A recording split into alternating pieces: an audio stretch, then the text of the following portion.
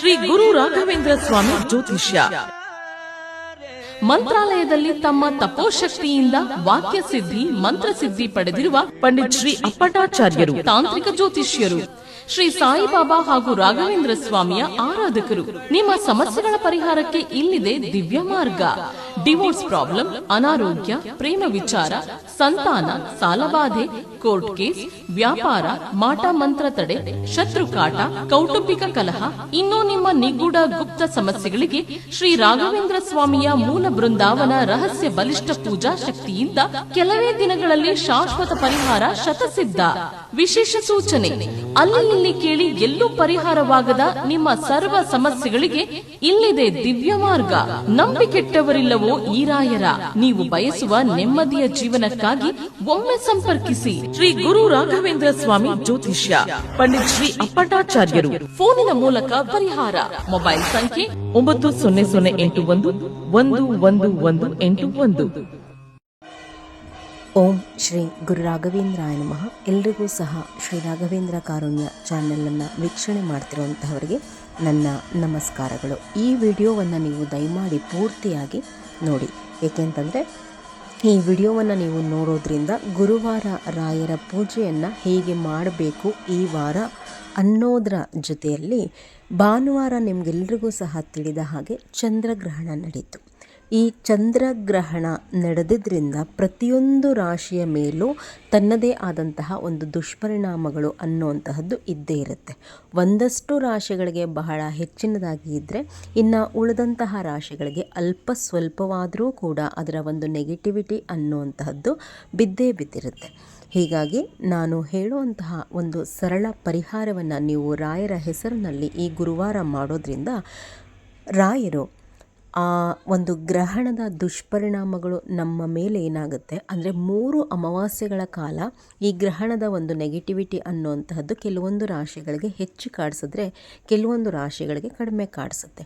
ಈ 100ರಲ್ಲಿ 90 ಭಾಗವನ್ನು ರಾಯರೇ ಪರಿಹಾರ ಮಾಡ್ತಾರೆ. ನಾವು ಈ ಸಣ್ಣ ಒಂದು ಸರಳ ಪರಿಹಾರವನ್ನು ಮಾಡ್ಕೊಳ್ಳೋದ್ರಿಂದ ಈ ಒಂದು ಸಣ್ಣ ಸರಳ ಪರಿಹಾರಕ್ಕೆ ನಿಮಗೆ ದರ್ಬೆ ಬೇಕಾಗುತ್ತೆ. ಹೀಗಾಗಿ ಮೊದಲೇ ತಂದು ಮನೆಯಲ್ಲಿ ಇಟ್ಕೊಳ್ಳಿ. ಎಲ್ಲಿ ಸಿಗುತ್ತೆ ದರ್ಬೆ ಅನ್ನುವಂಥದ್ದಾದರೆ ನಿಮಗೆ ಪೂಜೆಗೆ ಸಂಬಂಧಿಸಿದಂತಹ ಎಲ್ಲ ಪರಿಕರಗಳು ಸಹ ಗ್ರಂಥಿಗೆ ಅಂಗಡಿನಲ್ಲೇ ಸಿಗುವಂತಹದ್ದು. ದರ್ಬೆ ಕೊಡಿ ಅಂತ ಹೇಳಿ ಕೇಳಿದ್ರೆ ಒಂದು 20 ರೂಪಾಯಿಗೂ ಕೊಡ್ತಾರೆ, 30 ರೂಪಾಯಿಗೂ ಕೊಡ್ತಾರೆ. ತಂದು ಇಟ್ಕೊಳ್ಳಿ.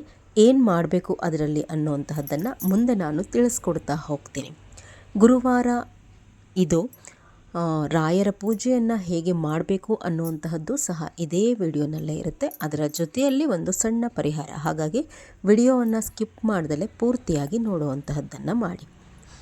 ರಾಯರ ಪೂಜೆಯನ್ನು ಮಾಡ್ಕೊಳ್ಳೋದಕ್ಕೆ ಮೊದಲು ನೀವೇನು ಮಾಡಬೇಕು ಅಂತಂದರೆ, ಆವತ್ತಿನ ದಿವಸ ನೆಲ ಒರೆಸುವಾಗ ಸ್ವಲ್ಪ ಗಂಜು ಮತ್ತು ಅರಿಶಿಣವನ್ನು ನೀರಿನಲ್ಲಿ ಹಾಕಿ ಒರೆಸ್ಕೊಳ್ಳುವಂತಹದ್ದನ್ನು ಮಾಡಿ ನೀವು ಆವತ್ತಿನ ದಿವಸ ತಲೆಗೆ ಸ್ನಾನ ಮಾಡಿಕೊಳ್ಳಿ. ನಿಮ್ಮ ಗುರುವಾರದ ಪೂಜೆಗೆ ಒಂದು 3 ತರಹದ ಹೂಗಳು ಬೇಕಾಗುತ್ತೆ. ಮೊದಲು ದೇವರ ಮನೆಯೆಲ್ಲ ಕ್ಲೀನ್ ಮಾಡ್ಕೊಳ್ಳಿ. ರಾಯರ ಫೋಟೋ ಮತ್ತು ಶ್ರೀಮನ್ ಮಹಾವಿಷ್ಣುವಿನ ಫೋಟೋವನ್ನು ಒರೆಸ್ಕೊಳ್ಳಿ. ಇಲ್ಲಿ ಒಂದು ವಿಚಾರವನ್ನು ನಾನು ನಿಮಗೆ ತಿಳಿಸೋದಕ್ಕೆ ಇಷ್ಟಪಡ್ತೀನಿ. ನಾನು ಯಾವಾಗಲೂ ಸಹ ಹೇಳ್ತೀನಿ, ರಾಯರ ಪೂಜೆಯನ್ನು ನಾವು ಮಾಡುವಾಗ ಶ್ರೀಮನ್ ಮಹಾವಿಷ್ಣುವಿನ ಸ್ಮರಣೆಯನ್ನು ಪೂಜೆಯನ್ನು ಮಾಡ್ದಲೇ ನಾವು ರಾಯರ ಪೂಜೆಯನ್ನು ಮಾಡಬಾರ್ದು ಅನ್ನುವಂತಹ ಮಾಹಿತಿಯನ್ನು ನಿಮಗೆ ಕೊಡ್ತಿದ್ದೀನಿ. ಅದರ ಜೊತೆಯಲ್ಲಿ ನಾವು ಭಗವಂತನ ಯಾವ ಸ್ವರೂಪವನ್ನಾದರೂ ಕೂಡ ಅಂದರೆ ಶ್ರೀಮನ್ ಮಹಾವಿಷ್ಣುವಿನ ಯಾವುದೇ ಸ್ವರೂಪವನ್ನಾದರೂ ಸಹ ನಾನು ಪೂಜೆ ಮಾಡಬಹುದು ಅಂಥೇಳಿ ನಿಮಗೆ ತಿಳಿಸ್ಕೊಟ್ಟಿದ್ದೀನಿ. ಆದರೆ ದಯಮಾಡಿ ಶ್ರೀಕೃಷ್ಣನ ಸ್ವರೂಪವನ್ನು ಹೆಚ್ಚು ಪೂಜಿಸಲಿಕ್ಕೆ ಹೋಗಬೇಡಿ ಮನೆಯಲ್ಲಿ.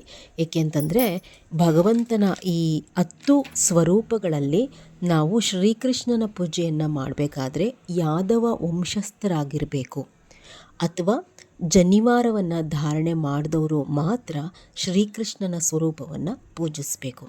ಇಲ್ಲ ಅಂತಂದರೆ ಅದು ಸ್ವಲ್ಪ ಮನೆಯಲ್ಲಿ ಬೇರೆ ತರಹದ್ದೇ ಸ್ವರೂಪವನ್ನು ಪಡ್ಕೊತಾ ಹೋಗುತ್ತೆ. ಅಂದರೆ ನಾವು ಶ್ರೀಕೃಷ್ಣನ ಪೂಜೆಯನ್ನು ಈ ಸ್ವರೂಪದಲ್ಲಿ ಮಾಡಿದಾಗ ಎಷ್ಟು ಒಳ್ಳೆಯದಾಗುತ್ತೋ, ಮುಂದೆ ಏನಾದರೂ ಆ ಪೂಜೆಗಳಲ್ಲಿ ಹೆಚ್ಚು ಕಡಿಮೆ ಮಾಡಲಿಕ್ಕೆ ಸ್ಟಾರ್ಟ್ ಮಾಡಿದ್ರೆ ಅದರ ಒಂದು ನೆಗೆಟಿವಿಟಿ ಅನ್ನುವಂತಹದ್ದು ಮನೆ ಮೇಲೆ ಆಗಲಿಕ್ಕೆ ಪ್ರಾರಂಭ ಮಾಡುತ್ತೆ.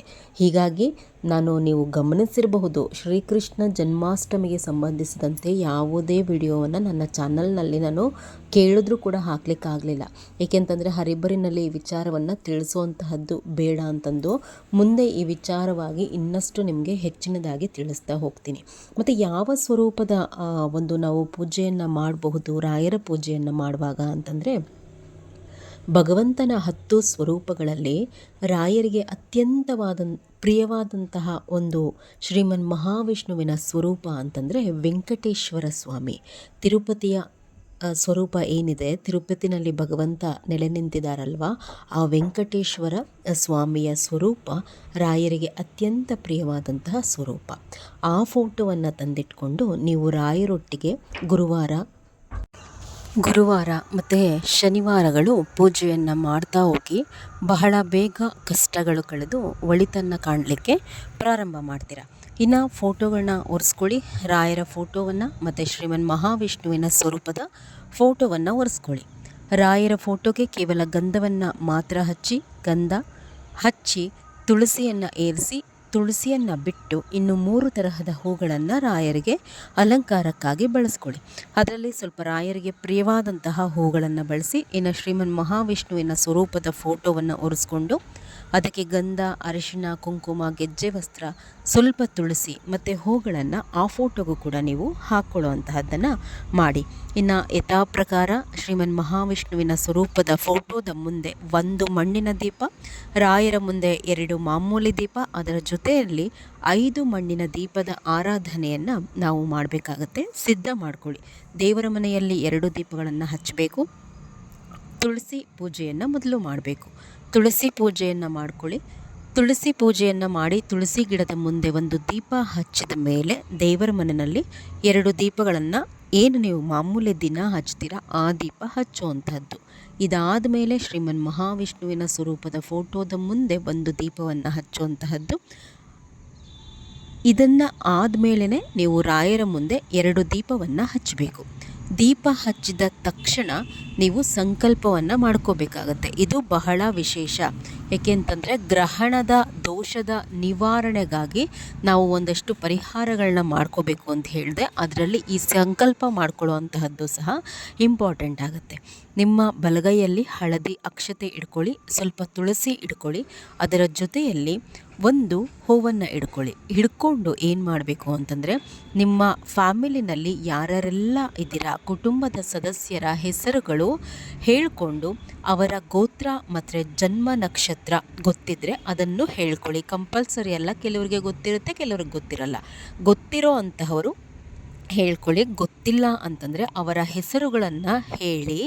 ಏನಂತ ಹೇಳ್ಕೋಬೇಕು ನೀವು ಅಂದರೆ, ಗ್ರಹಣದಿಂದ ಏನೇ ದೋಷಗಳು ನಮ್ಮ ಮನೆಗೂ ಮತ್ತು ನಮಗೂ ತಟ್ಟಿದ್ದರೂ ಎಲ್ಲವನ್ನೂ ಸಹ ನೀವೇ ಪರಿಹಾರ ಮಾಡಬೇಕು ಅಂತ ಹೇಳಿ ರಾಯರಲ್ಲಿ ಮನಸ್ಫೂರ್ತಿಯಾಗಿ ಕೇಳ್ಕೊಳ್ಳಿ. ನೀವು ಎಷ್ಟು ಚೆನ್ನಾಗಿ ಕೇಳ್ಕೋತೀರಾ ಅಷ್ಟು ಚೆನ್ನಾಗಿ ರಾಯರು ಅನುಗ್ರಹ ಮಾಡ್ತಾರೆ. ಅದು ನೀವು ಕೇಳ್ಕೊಳ್ಳೋ ಅಂಥದ್ರ ಮೇಲೆ ನಿಂತಿದೆ. ಇದಾದ ನಂತರ ಆ ಅಕ್ಷತೆಯನ್ನು ರಾಯರ ಪಾದದ ಬಳಿಗೆ ಹಾಕಿಬಿಟ್ಟು ರಾಯರಿಗೆ ಧೂಪವನ್ನು ತೋರಿಸುವಂತಹದ್ದನ್ನು ಮಾಡಿ. ಅಂದರೆ ಊದ್ಗಡ್ಡೆಯಿಂದನೋ ಸಾಂಬ್ರಾಣಿಯಿಂದನೋ ಧೂಪ ಹಾಕಿಬಿಟ್ಟು ತದನಂತರ ನೀವೇನು ಮಾಡಬೇಕು ಅಂತಂದರೆ 5 ಮಣ್ಣಿನ ದೀಪಗಳನ್ನು ರಾಯರಿಗೆ ಹಚ್ಚಬೇಕು. 2 ಹೂಬತ್ತಿಗಳು ಮತ್ತು ಸ್ವಲ್ಪ ತುಪ್ಪ ಹಾಕಿ 5 ಮಣ್ಣಿನ ದೀಪದ ಆರಾಧನೆಯನ್ನು ರಾಯರಿಗೆ ಮಾಡಿ. ಇದಾದ ನಂತರ ನೀವೇನು ಮಾಡಬೇಕು ಅಂದರೆ, ಮೊದಲು ಶುಭ ಸಮಯ ಹೇಳಿಬಿಡ್ತೀನಿ. 5:45ರಿಂದ ಅಂದರೆ ಸ್ವಲ್ಪ ಲೇಟಾಗಿ ಬಂದಿದೆ ಈ ಸರ್ತಿ, ಬೆಳಗ್ಗಿನ ಜಾವ 5:45ರಿಂದ 6:10 ಈ ಸಮಯದಲ್ಲೇ ನಾನು ಹೇಳಿಕೊಟ್ಟ ಹಾಗೆ ಸಂಕಲ್ಪ, ಅದರ ಜೊತೆಯಲ್ಲಿ ರಾಯರ ಮುಂದಿನ ದೀಪಾರಾಧನೆಯನ್ನು ಈ ಟೈಮ್ನಲ್ಲಿ ನೀವು ಮಾಡ್ಕೊಳ್ಳುವಂತಹದ್ದನ್ನು ಮಾಡಿ. ದೀಪಾರಾಧನೆ ಆದ ಮೇಲೆ ಧೂಪ ಎಲ್ಲ ತೋರಿಸಿರ್ತೀರ. ಇದೆಲ್ಲ ಆದಮೇಲೆ ನೀವೇನು ಮಾಡಬೇಕು, ವಿಷ್ಣು ಸಹಸ್ರನಾಮ, ರಾಯರ ಅಷ್ಟೋತ್ತರ ಮತ್ತು ರಾಯರ ಸ್ತೋತ್ರಗಳನ್ನು ಹೇಳ್ಕೊಳ್ಳಿ. ರಾಯರ ಗಾಯತ್ರಿ ಮಂತ್ರವನ್ನು ಸಹ ನೀವು ಪಾರಾಯಣ ಮಾಡಬಹುದು. ಬೇಗ ನಿಮ್ಮ ಕಷ್ಟಗಳು ನಿವಾರಣೆ ಆಗುತ್ತೆ. ಈ ಗುರುವಾರ ತಪ್ಪದೆ ನೀವೇನು ಮಾಡಬೇಕು ಅಂತಂದರೆ ರಾಯರಿಗೆ ಸ್ವಲ್ಪ ಕೆಂಪು ಕಲ್ಲು ಸಕ್ಕರೆಯನ್ನು ನೈವೇದ್ಯವಾಗಿ ಇಡಿ. ಈ ಕೆಂಪು ಕಲ್ಲು ಸಕ್ಕರೆಯನ್ನು ನಿಮ್ಮ ಮನೆಯ ಅಕ್ಕಪಕ್ಕ ಇರುವಂತಹ ಸಣ್ಣ ಮಕ್ಕಳಿಗೆ ಹಂಚುವಂತಹದ್ದನ್ನು ಮಾಡಿ. ಇದು ಸ್ವಲ್ಪ ನಿಮ್ಮ ಗ್ರಹಣದ ದೋಷ ಏನಿರುತ್ತೆ ಅದು ನಿವಾರಣೆ ಆಗಲಿಕ್ಕೆ ನಿಮಗೆ ಸಹಾಯ ಮಾಡುತ್ತೆ.